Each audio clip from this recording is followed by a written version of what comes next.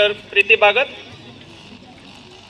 Noun personality है, वो आपको पता है हमारे एरिया में बहुत सारे कैंप्स मैडम ने इंट्रोडक्शन में बता दिया गया है कि 108 कैंप इन्होंने फ्री मेडिकल कैंप लगा चुके हैं, जिसमें मेडिसिन भी फ्री मिलती है और जो टेस्ट किए जाते हैं वहाँ पे वो भी फ्री होते हैं। तो एक बार जोर से क्लैपिंग करें।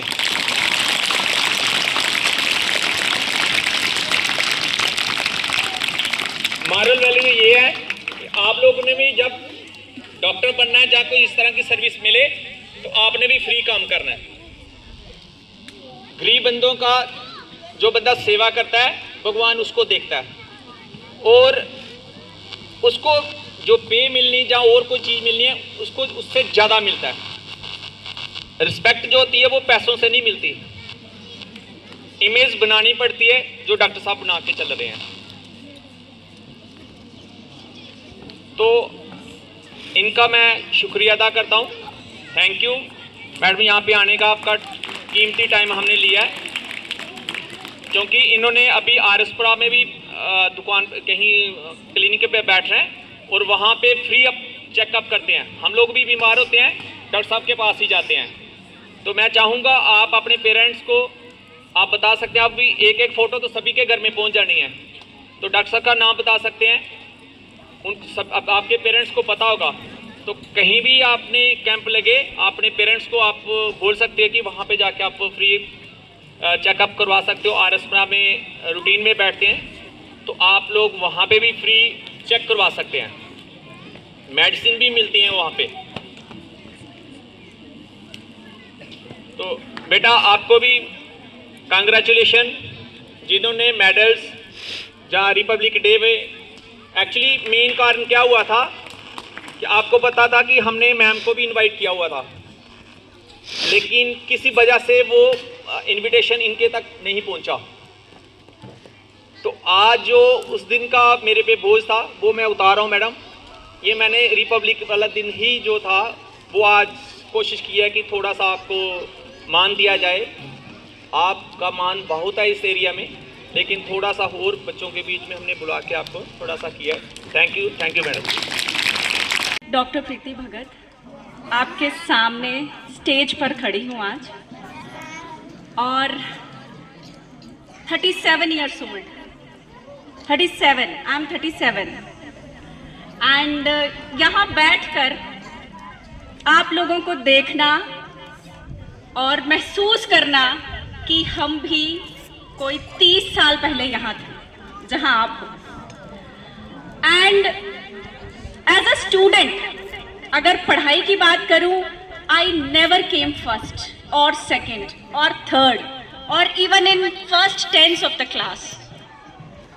मैं कभी फर्स्ट नहीं आई, कभी सेकेंड भी नहीं आई, कभी थर्ड भी नहीं आई, लेकिन मैं अपने घर का, अपनी पूरी फैमिली का वो बच्चा हूँ जो अपने पूरे खानदान में से पहली बार मेडिकल कॉलेज पहुंचा।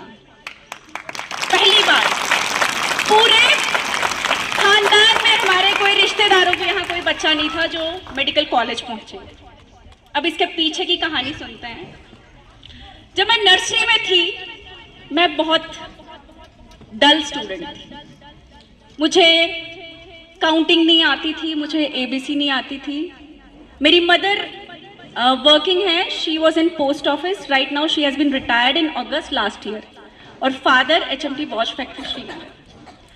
तो दोनों पेरेंट्स वर्किंग थे, तो शायद कहीं ना कहीं हम पे बच्चों पे ध्यान या वक्त कह लीजिए नहीं दे पाते थे। और जब मेरी मदर मुझे स्कूल में पिक करने आती थी तो उन्हें मेरी मैम, क्लास टीचर, उनका नाम था किटी मैम, मुझे अभी तक याद है, वो हमेशा मेरी शिकायत लगाती थी कि आपकी बेटी नहीं चलेगी, आप इसे कहीं और ले जाइए, ये इसे सरकारी स्कूल में डालिए, यहाँ कहीं और ले जाइए, ये नहीं पढ़ेगी आगे। रोज पहले मैं स्कूल में सुनती थी और पूरे रास्ते जब मम्मी मुझे घर ले जाती थी, पूरे रास्ते वो सुनाती हुई ले जाती थी और पूरे घर में सुबह तक सुनाती रहती थी। ये नर्सरी क्लास की बात है। तो स्कूल में और घर में दोनों तरफ से डांट फटकार, वो कहीं सिस्टम सेट नहीं बैठ रहा था। तो फिर मदर ने मुझे थोड़ा टाइम देना शुरू किया, थोड़ा बुक्स नहीं पढ़ाई कभी, बुक्स की तो शायद नर्सरी बच्चे को ज़रूरत भी नहीं होती, पर मदर ने गोदी में लेके पहले प्यार से धीरे धीरे धीरे पढ़ाना शुरू किया। आप मानेंगे जब मैं फर्स्ट में पहुंची मुझे रिवर्स काउंटिंग नहीं आती थी, 10 to 1 तक रिवर्स काउंटिंग, 10 से लेके 1 तक मुझे काउंटिंग नहीं आ रही थी, ये पोजीशन थी। लेकिन फिर समहाउ मेरी मदर का बहुत रोल रहा मुझे अपलिफ्ट करने में टिल स्टैंडर्ड 8th। उन्होंने इंग्लिश नहीं पढ़ी थी, वो कहते थे कि हमारे टाइम में इंग्लिश पता नहीं शायद 6th क्लास में शुरू हुई थी, और मुझे उन्होंने 8th क्लास तक खुद अपनी गाइडेंस के नीचे इंग्लिश में अव्वल बना दिया। That was her achievement on me. और जब आप किसी डायरेक्शन में जाने लग जाते हैं, किसी आपको जैसे नदी होती है ना, उसकी एक डायरेक्शन होती है, वो एक ही तरफ बहती रहेगी, रुकेगी नहीं कभी। तो इस तरह की लाइफ हो गई। मदर ने मुझ पर इतना काम करना शुरू किया, इतना ज्यादा काम करना शुरू किया, एक कंसिस्टेंसी आ गई मेरी लाइफ में। आजकल तो बच्चे मोबाइल्स या टीवी में बड़े बिजी रहते हैं, हमारे टाइम एक DD1 होता था, वो भी शक्तिमान आता था, वो भी सैटरडे में कहीं एक बार शक्तिमान, पता नहीं पहले सैटरडे को आता था। तो मुझे अभी भी याद है हम स्कूल से छुट्टी लिया करते थे उस दिन की, आज शक्तिमान आएगा, हम स्कूल नहीं जाएंगे। एक ही सीरियल देखते थे हम, और कोई ज्यादा नहीं देखते थे। मदर का मुझ पे इम्प्रूवमेंट करना, एक कंसिस्टेंसी लाना। मैं हमेशा कहती हूँ किसी भी मंच से कि बच्चे को ज्यादा प्रेशराइज मत करो पढ़ाई के लिए। What matters is the consistency.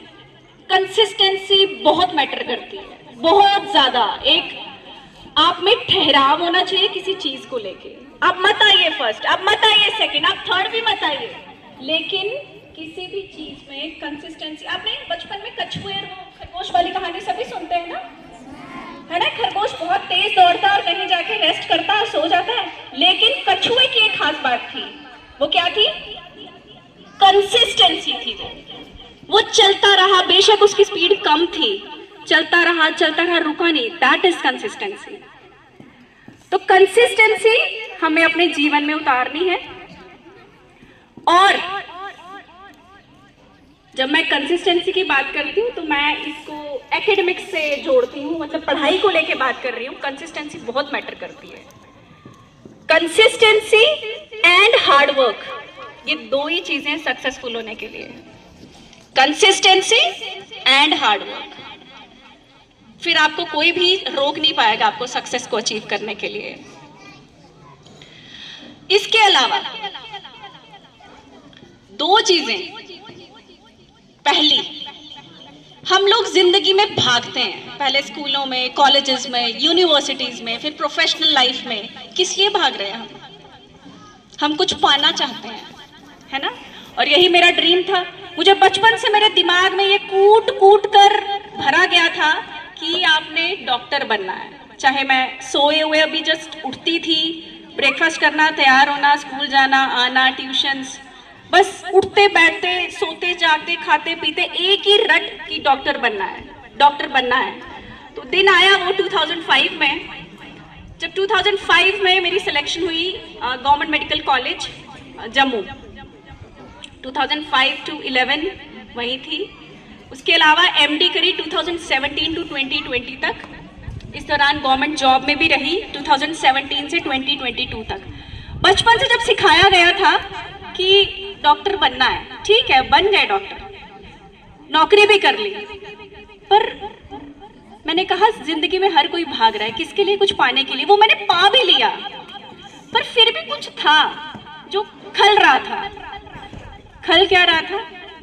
मुझे सेटिस्फैक्शन नहीं था। आर्य, हरमन, विहार, कविता मैम क्लास, दीक्षा, इश्मीत,